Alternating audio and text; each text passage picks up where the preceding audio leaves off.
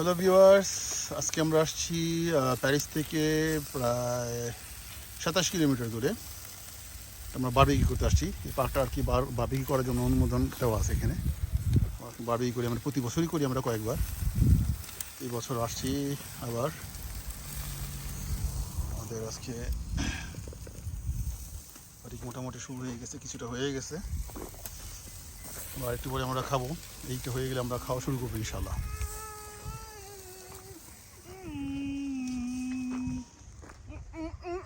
Sadid, hello.